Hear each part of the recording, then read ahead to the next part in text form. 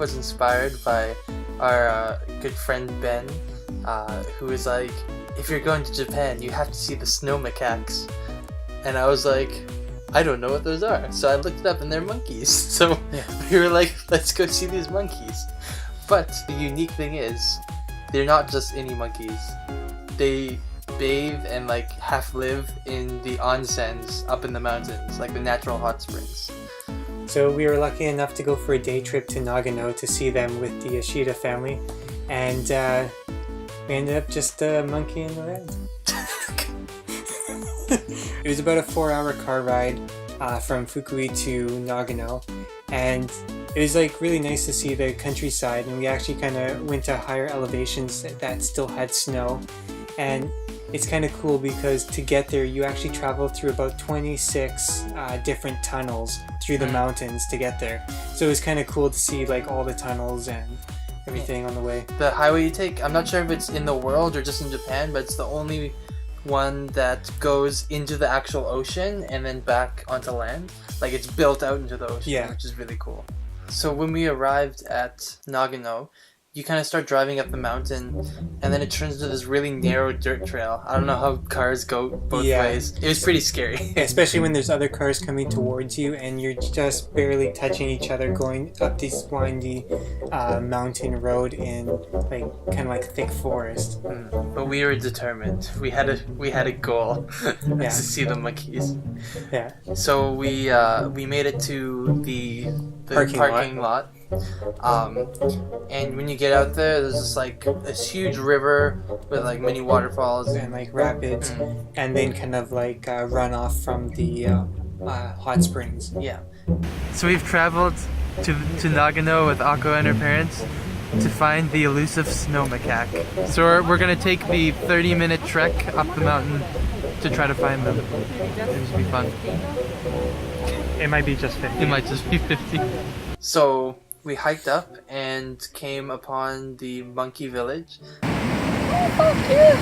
It's like a hotel and hot springs for people as well. Yeah, that's how it originally started. And apparently the monkeys started bathing in the hot springs when they noticed in the original onsen, I guess they found the hot water in the winter and jumped in it, and then they just kind of like went from there, and then all the monkeys did that, and then that's how they started surviving in the winter, because it was cold, so they just bathed in the hot springs. You climb up all these stairs in like a path, and they have kind of like a monkey onsen little like info hut kind of thing. We saw a few monkeys here and there, and like we're like, oh, this is so cool. Started getting excited. Yeah. We weren't even ready for what we saw afterwards.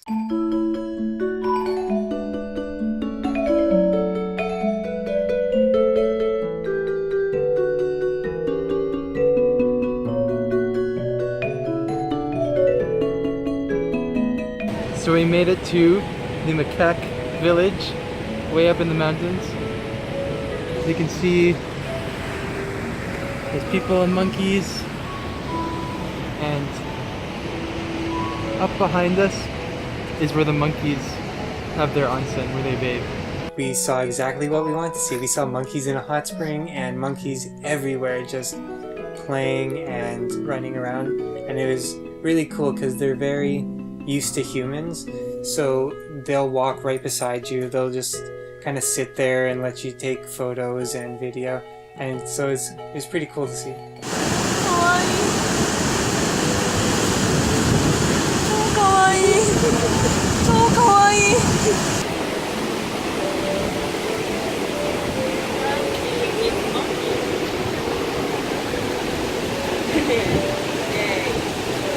So because it was like already warming up, like the weather, there's not a lot in the hot springs. There's still a few, like it was cool to see, but a lot of them are out playing. So we actually just got footage of them like monkeying around and like just having a good time.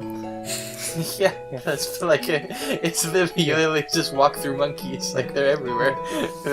What's also kind of funny and like kind of cool is there are boss monkeys. Frankie, the boss monkey. He rolled with an iron paw. So there's, I guess, naturally, or like the monkeys select a leader, and the workers at the onsen record that and they take their pictures. So there's actually a wall of boss monkey pictures through the years of all the leader monkeys, leader macaques that have come and gone. Alright, so because we had limited time in Nagano, we didn't get to go to too many places, but we did get to go to Zenkoji Temple. Yeah, and Zenkoji Temple is really cool. There's a lot of people go to these temples and stuff for like spiritual reasons and stuff, and going up they had a huge cauldron of some sort where they actually had incense burners, where you got your own little thing of incense and then you put it in the big cauldron, and the smoke was supposed to be like healthy, like to cure to help cure sickness and stuff like that, and to cleanse your essence, I guess. And they have like shops and stuff along the way, and then when you walk into the big temple, is really a special place because they have a unique pathway. So the pathway is actually under the temple, and it's in pure darkness. So it's supposed to represent finding your way to the afterlife and finding your way out of the darkness. You're trying to find something. We came across like a doorknob. It's very lucky to find that. So you find the door into heaven, and then just after that is when you come out of the tunnel into the light. So the whole thing is like you go into darkness, like when you die, and you're searching and searching, and then you finally find the door into heaven, and then you walk out into the light. It's a really cool experience. Yeah. Whether you're religious or not, it's just like a cool thing to go through.